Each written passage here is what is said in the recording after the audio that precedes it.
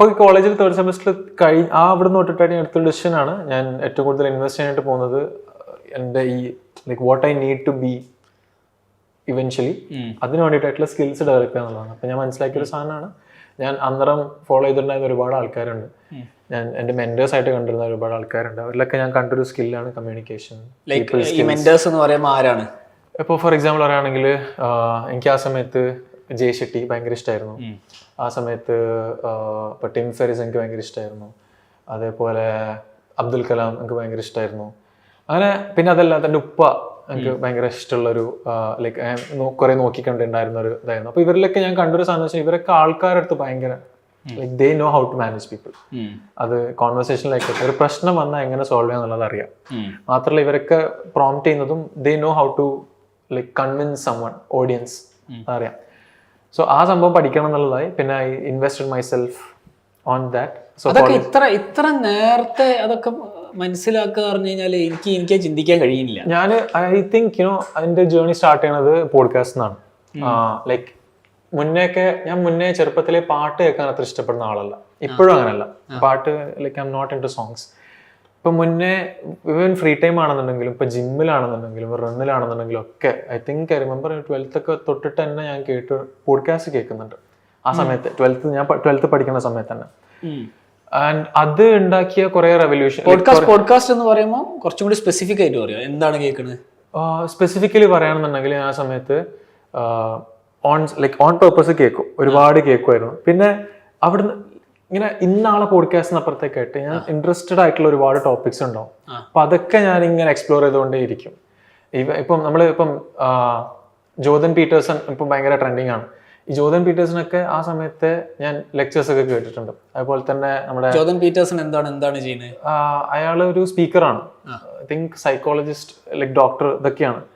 പിന്നെ ഇപ്പോൾ Y Combinator ആയിക്കോട്ടെ, അതേപോലെ തന്നെ ഹാർവേഡിന്റെ ഇതായിക്കോട്ടെ, ഞാൻ കേട്ടുകൊണ്ടായിരുന്ന ലെക്ചേഴ്സും കാര്യങ്ങളൊക്കെയാണ്. So I had exposure to lot of people, lot of knowledge, lot of things. അപ്പോൾ എനിക്ക് കുറേ കാര്യങ്ങൾക്ക് ഐ യൂസ് ടു ബിലീവ്, ഇപ്പോഴും ഞാൻ ബിലീവ് ചെയ്യണത് ഞാൻ പ്രായത്തിനേക്കാളും മേലെ എല്ലാവരും ഞാൻ കംപ്ലൈൻ്റ് ആയി കണ്ടിരുന്ന സാധനമാണ്. ഞാൻ പ്രായത്തിനേക്കാളും മേലെ ഇൻഫർമേഷൻ ഗ്രാദർ ചെയ്തിട്ട് ചെറുപ്പത്തിലെ വയസ്സായ ഒരാളാണ് ഞാൻ മുന്നേ ചിന്തിക്കാറുള്ളത്.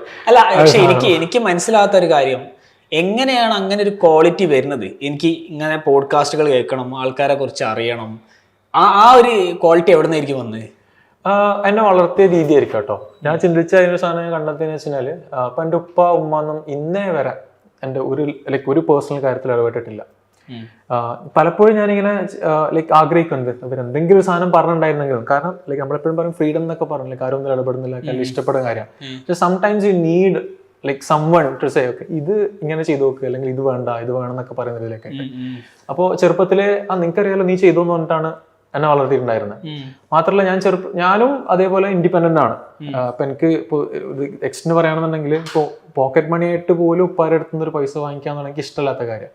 I want to make it on my own, അല്ലെങ്കിൽ എൻ്റെ കയ്യിൽ ഞാൻ ചിലവാക്കുന്ന കാര്യം ഞാനായിട്ട് ഉണ്ടാക്കണം. അപ്പൊ അതിന് വേണ്ടിയിട്ടായിട്ട് സ്റ്റാർട്ടഡ് ഒക്കെ ഞാൻ മുന്നേക്കെ ട്യൂഷൻസ് ഒക്കെ എടുത്തു തുടങ്ങും, അല്ലെങ്കിൽ എന്തെങ്കിലും വേറെന്തെങ്കിലുമൊക്കെ ആയിട്ട് പരിപാടിയൊക്കെ ചെയ്തു തുടങ്ങും. അങ്ങനെയാണ് ഞാൻ ഈ ഒരു ഏരിയയിലേക്ക് എത്തുന്നത്. ആ സമയത്ത് എനിക്ക് മനസ്സിലായൊരു സംഭവമാണ്, എവിടെയോ വെച്ചിട്ടായിട്ട് I found out that you have to be having knowledge than everyone. Like മറ്റുള്ള ആളെക്കാളും കൂടുതൽ യു ഷുഡ് നോ, എന്നാൽ മാത്രമേ നിങ്ങൾ അവരെക്കാളും ബെറ്റർ ആവുന്നുള്ളൂ. അത് ഹവർ ഇറ്റ് ഇസ് ലൈക്ക് അത് നിങ്ങൾ കോളേജിലോ സ്കൂളിലോ പോകണമെന്നില്ല. ആൻഡ് ഇപ്പം ഞാൻ ചെറുപ്പത്തിലേ മനസ്സിലാക്കിയൊരു സംഭവമാണ്, ഞാൻ എൻ്റെ എല്ലാ ടീച്ചേഴ്സിൻ്റെ അടുത്തൊന്നും വൃത്തിക്ക് പഠിച്ചിട്ടില്ല. ചില ടീച്ചേഴ്സ് എന്നെ പഠിപ്പിച്ചിട്ടുണ്ട്, നന്നായിട്ട് പഠിപ്പിച്ചിട്ടുണ്ട്. അവർ ഇന്ന് ഞാൻ ഓർക്കുന്നുണ്ട്. ഇപ്പോൾ ഉദാഹരണം പറയുകയാണെന്നുണ്ടെങ്കിൽ എൻ്റെ ഇംഗ്ലീഷ് ടീച്ചറുണ്ട്, സന്ധ്യ ടീച്ചർ. അതേപോലെ തന്നെ ജോഗ്രഫിക്ക് ഞങ്ങൾക്ക് വിലാസ് ടീച്ചർ ഉണ്ടായിരുന്നു. ഞാൻ 12th 11th ഒരു വിനോദ് സാർ ഉണ്ടായിരുന്നു. ഇവരൊന്നും ആരും സബ്ജക്ട്സ് പഠിപ്പിച്ചിട്ടില്ല. ഇവരൊക്കെ എന്നെ പഠിപ്പിച്ചിട്ടുള്ളത് പീപ്പിൾ സ്കിൽസ് ആണ്. അതായത് അവർ ഓരോരുത്തർക്കും ഇടപഴകുന്ന രീതി. ഇപ്പൊ സന്ധ്യ ടീച്ചറുടെ കാര്യം പറയുകയാണെന്നുണ്ടെങ്കിൽ സന്ധ്യ ടീച്ചർ ഒന്നും ഒരാളെ അടിക്കുവരില്ല, പക്ഷെ നാവ് കൊണ്ട് she'll make sure that other person know എന്താണ് എനിക്ക് ലൈക്ക് ഇൻസൾട്ട് ചെയ്യും, അല്ലാന്നുണ്ടെങ്കിൽ കാര്യങ്ങൾ ക്ലിയർലി കൊടുക്കേണ്ട പോലെ കൊടുക്കും. So that was like okay, ഇങ്ങനെയും ആൾക്കാരെ മാനേജ് ചെയ്യാം. വിലാസ് ടീച്ചർ നേരെ ഓപ്പോസിറ്റാണ്. Like she use to be straightforward. ഭയങ്കര പേടിയായിരുന്നു എല്ലാവർക്കും. വിനോദ് സാറിൻ്റെ അടുത്ത് ഒരു പ്രോബ്ലം വന്നു കഴിഞ്ഞാൽ അയാളുടെ ഡിപ്ലോമസി ഇങ്ങനെ നിൽക്കും. സോ ഞാൻ ഈ കാര്യങ്ങളൊക്കെ ഒബ്സർവ് ചെയ്യായിരുന്നു. അതൊക്കെ അവിടെ പിക്ക് ചെയ്താണ്. അപ്പോഴേ എനിക്കറിയാം ഇവരാരും പഠിപ്പിക്കുന്നത് സബ്ജക്ട്സ് അല്ല. കാരണം ആരും സബ്ജക്ട്സ് പഠിച്ചിട്ടായിട്ട് ഒന്നും ചെയ്യുന്നില്ല നല്ല സാധനം. ഇപ്പൊ എൻ്റെ കസിൻസും ഫാമിലിയൊക്കെ നോക്കുകയാണെന്നുണ്ടെങ്കിൽ തന്നെ എല്ലാവരും ഗൾഫ് ബേസ് ചെയ്തിട്ടാണ്. അവരൊക്കെ കോളേജും സ്കൂളൊക്കെ പോയിട്ടുണ്ട്. സക്സസ്ഫുൾ ആയിട്ടുള്ള ആളുകൾ നോക്കുകയാണെന്നുണ്ടെങ്കിൽ ഇപ്പം എൻ്റെ കാർണോറൊക്കെ ഐ തിങ്ക് 16 ക്ലാസ്സിൽ ബാംഗ്ലൂരൊക്കെ പോയിട്ട് അവിടെ നിന്ന് ഒരു ചായക്കടയിലൊക്കെ നിന്ന് അവിടെ നിന്ന് ഇംഗ്ലീഷ് ബുക്ക് നോക്കി പഠിച്ച് പിന്നെ ദുബായി പോയി പിന്നെ ബിസിനസ് ബിൽഡ് ചെയ്ത ആളാണ്. അപ്പോൾ അവരും സബ്ജക്ട്സ് പഠിച്ചിട്ടൊന്നും ചെയ്തിട്ടില്ല. അവരൊക്കെ സെൽഫ് ലേൺ ചെയ്തിട്ടാണ് പല കാര്യങ്ങൾ ചെയ്തത്. അപ്പോഴേ ഞാൻ മനസ്സിലാക്കണം, ഓക്കെ എനിക്ക് ഇൻട്രസ്റ്റ് ബിസിനസ്സിലുണ്ട്, എനിക്ക് ആ സമയത്ത് ഫിറ്റ്നസ്സിൽ ഇൻട്രസ്റ്റ് ഉണ്ട്, എനിക്ക് ആ സമയത്ത് ആൾക്കാരോട് സംസാരിക്കാൻ ഇൻട്രസ്റ്റ് ഉണ്ട്. പക്ഷെ ഇതൊക്കെ ഇൻസെക്യൂർ ആണ്. അപ്പോൾ ഇൻസെക്യൂരിറ്റി ബിൽഡ് ചെയ്യണം എന്നുള്ളത് ലൈക്ക് മാറ്റണം എന്നുള്ള സമയത്തൊക്കെയായിട്ട് എനിക്ക് തോന്നിയൊരു സംഭവമാണ്. സംവെയർ ഞാൻ ഈ പോഡ്കാസ്റ്റ് കാര്യങ്ങളൊക്കെ കേൾക്കുന്ന സമയത്ത് അല്ലെങ്കിൽ ഒരു സ്പീച്ച് കേൾക്കുന്ന സമയത്തൊക്കെ it used to add something on to me. Okay എനിക്ക് എന്തെങ്കിലുമൊക്കെ ആയിട്ട് ചെയ്യണം, ഒരു ഫീലിംഗ് ക്രിയേറ്റ് ചെയ്യാറുണ്ട്. സോ ഐ ഫെൽറ്റ് ഓക്കെ അത് എനിക്ക് ബെറ്റർ ആയിട്ട് ഫീൽ ചെയ്യുന്നുണ്ട്. So I not I use it. So maybe knowingly or unknowingly ഞാൻ പിക്കപ്പ് ചെയ്തൊരു സാധനമാണ് ആ സംഭവം. Then I took it. Like എനിക്കത് ഭയങ്കര യൂസ്ഫുൾ ആയിട്ട് തോന്നിയിട്ടുണ്ട്. പലപ്പോഴും പല ആൾക്കും അറിയാത്തൊരു സാധനം എനിക്ക് അറിയാമെന്നുള്ളൊരു സാധനം വരും. അപ്പോൾ ഓട്ടോമാറ്റിക്കലി ഓക്കെ എനിക്ക് എന്തൊക്കെയോ അറിയാം എന്നൊരു ഫീലിംഗ് വരും. So that add a lot of confidence. അങ്ങനെയാണ് കോളേജ് കംപ്ലീറ്റ് ചെയ്യുന്നത്. ഓക്കെ. സോ കോളേജ് കംപ്ലീറ്റ് ചെയ്യാൻ വരുന്ന സമയത്തൊക്കെ ആയിട്ട് വൺ തിങ് ലൈക്ക് യുനോ എല്ലായിടത്തും റെക്കമെൻഡ് ചെയ്യുന്നതും സ്റ്റുഡൻസ് ആണ് റെക്കമെൻഡ് ചെയ്യുന്ന ഒരു സാധനം. അതേപോലെ തന്നെ ഞാൻ ചെയ്ത റൈറ്റ് ആയിട്ട് സംഭവം എന്ന് വെച്ച് കഴിഞ്ഞാൽ ക്ലാസ് റൂമിൽ ഇരുന്നിട്ടില്ല, ക്ലാസ് റൂമിന്റെ പുറത്തായിരുന്നു ഉണ്ടായിരുന്നത്.